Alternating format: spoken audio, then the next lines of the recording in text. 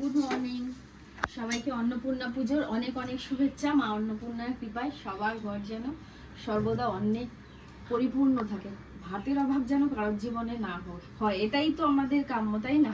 বিরিয়ানি মাছ মাংস লাগবে না, নর্মাল যে বেসিক খাবার দাবার সেগুলো যেন মায়ের কৃপায় আমাদের থাকে। তো মা তো সকালবেলা ভাত বসিয়ে দিয়ে এখন ঠাকুর দিতে গেছে, যেহেতু ভারী কিছু সেরকম ভাবে আমি করছি না সেই জন্য।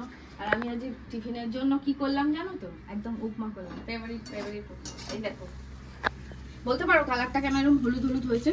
হলুদ দিইনি কিন্তু, ওই যে গাজরটা গ্রেট করে দিয়েছি, ওই জন্য কালারটা এরকম হয়েছে। উপমা আমার হয়ে গেছে। শুধু উপমা খাবো, মটর তরকারি হবে না? আমাদের বাড়িতে কি উপমা করলে মটর তরকারি মাছটা করবে, মটরের তরকারি দিয়ে মানে ঝোলটা দিয়ে উপমার ওপর নিয়ে নিই ঝোল, আর মটরটা ওটা দিয়ে খাওয়ার একটা স্বাদই আলাদা। আমি তো মটর ভেজানো ছিল না, অত আমি করতে পারছি না, ওই জন্য শুধু এটা করেছি। আবার মটরের তরকারি খুঁজছো, দেখেছো? তুমি যাও, জানো তো পাঁপড় লাগবে, পাঁপড় নিয়ে আসতে হবে। আর কি বলেছিলাম জানো তোমাকে? আমিও ভুলে যাই মাঝে মাঝে। পাঁপড় আনতে হবে, আলু আনতে হবে, দুধ আনতে হবে। দুধ আনতেই হবে, কারণ এইবেলা দুধের চায়ের জন্য দুধ নেই। তারপর আমাদের দুধও পরপর অন্নপূর্ণা পূজার নেমন্তন্ন আছে। মা তো একটু বাদেই এক জায়গায় যাবে। তারপর আমরা এখন এবেলা যাবো না ওবেলা যাবো সেটা দেখি। ও যেটা ভাবছি যে এই বেলার কাজকর্ম সেরে ওবেলা যাওয়াটাই বেশি ভালো হবে। যাই হোক, দেখা যাক কি করি। আর তোমরাও আমাদের সঙ্গে পুরো ব্লগটা দেখতে থাকো, কিরকম লাগছে আমার তোমাদের অবশ্যই জানিও। কি গো, তো চা খেয়ে আসি? চলো, এই তো রান্না প্রায় হয়ে গেছে, একটু পনির আলুর তরকারি করছি, হয়ে যাবে। মাছ করতে হবে একটু, মাছ করলে তাহলে রান্নাটা আমার শেষ। হ্যাঁ চলো, চা বেড়েছো?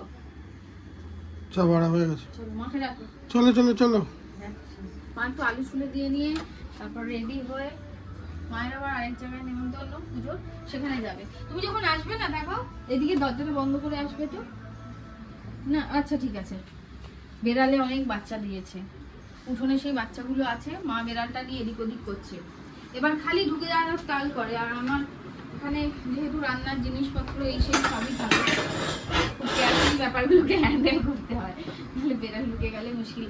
প্রায় বছর 3 আগে আমরা জানতেও পারিনি ওই ঘরে আমাদের ঘাটের তলায় বেড়ালটা ঢুকে, অন্য বিড়ালটা ঢুকে বাচ্চা দিয়েছিল 6টা।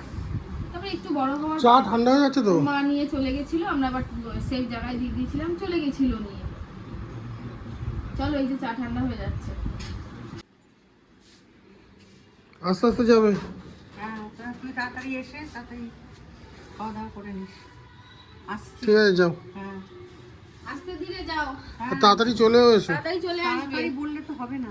আচ্ছা ঠিক আছে, পুজো শেষ হলে প্রসাদ খেয়ে তারপরেই তো আসবে। পুজো শেষ মানে সেই ওই ভিখারিটা দেবো তো। হ্যাঁ ঠিক আছে, যাও এসো। পুজো হবে তখন তো। হ্যাঁ ঠিক আছে, আস্তে আস্তে যাও। আর আমাদের এখানে ম্যানজোগুলো দেখো, ম্যানজো কত পড়ে গেছে, কত যে পড়ে গেছে। হ্যাঁ ঠিক আছে, তুমি এসো। কলা গাছের কাঁদিটাও বড় হচ্ছে আস্তে আস্তে, পাকবে এবার। এই মোচাটা এইটুকুনি হয়ে গেছে। চলো আমি ঘরে যাই। দুপুরবেলা খেয়ে একটুখানি ঘুমিয়েছি আর কি, বিদ্যুৎ চমকানির এমন আওয়াজ, তাড়াতাড়ি করে উঠলাম। দেখো কি বৃষ্টি হচ্ছে। এমনিতে আম কত পড়েই গেছে, আরো আম পড়েছে দেখো, বড় বড় আম পড়েছে। এই দিকটা আকাশটা লাল, মানে সাদা সাদা, এই দিকটা দেখো। এদিকে মেঘ আকাশে। হ্যাঁ, এটা অনেক মেঘ আছে, কত মেঘ, কত পরিমাণ বৃষ্টি হচ্ছে। কি করে যাবো পুজো বাড়িতে, নেমন্তন্ন বাড়িতে?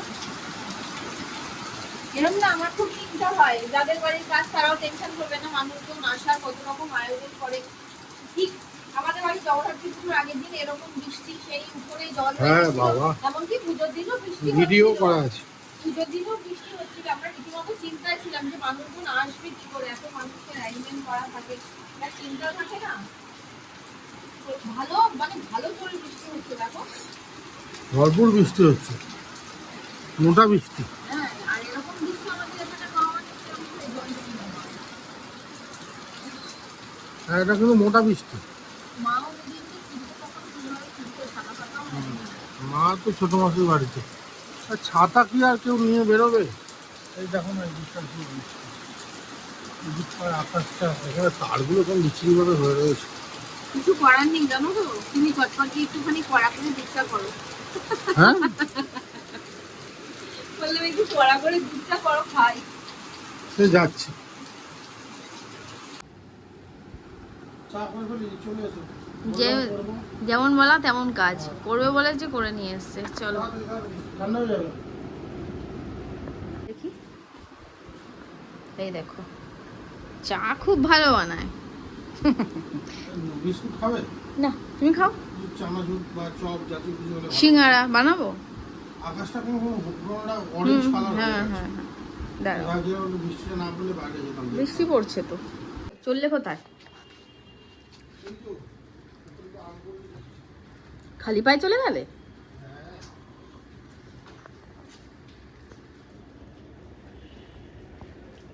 আমগুলো তো আমার ভরা পা লাগে না।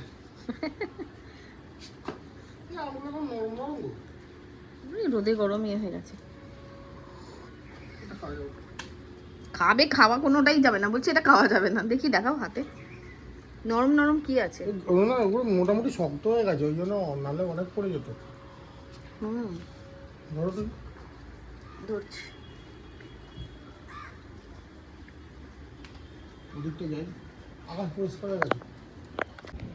চলো রেডি হয়ে গেছি যাবো বলে। খুব টেনশনে ছিলাম, বৃষ্টি হচ্ছিল প্রচন্ড, যেতে পারবো কি পারবো না। যাওয়ার তো 16 আনা ইচ্ছা।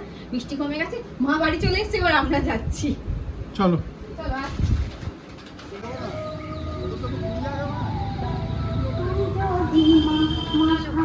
আমরা এসে গেছি।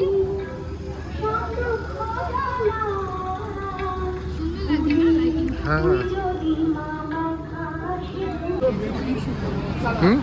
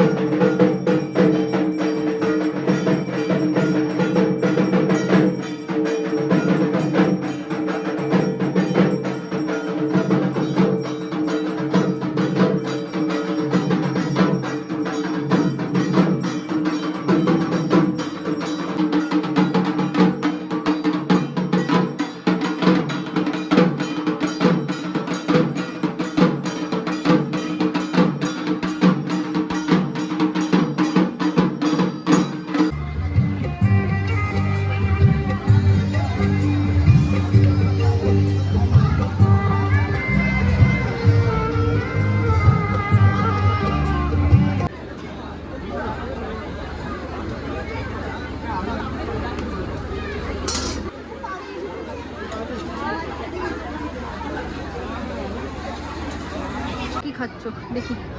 বেশি কিছু নিইনি, ছোলার ডাল, লুচি, আর এটা মনে হচ্ছে পনির রোল। খাও, কেমন? দারুণ। খাওয়া দাওয়া নিয়ে কোনো কথা হবে না, একদম এক নম্বর। তুমি খাবে না বলে তুমি বুঝতে পারতে ফেলে কত সুন্দর পেলে। ওদিকটাতে পুরো সিটিং অ্যারেঞ্জমেন্ট, আর এদিকটা বুফে। বুফেটা ফাঁকা আছে, দাদা বললেন যে এদিকে বুফে আছে, তাই ওই সব বসলো এখানে। কি গো এনেছো? তোমার জন্য মিষ্টি নিয়ে এলাম, সন্দেশ খাবো। একটাই খাবো যে কোনো। সন্দেশটা খাবো। তুমি আগে খেয়ে দেখো। আমার সবই ভালো লাগে, তোমার আমি তো একটু ফ্লেভারড হলে আর খাই না, ওই জন্য বলছি। ফ্লেভারড নয় তো?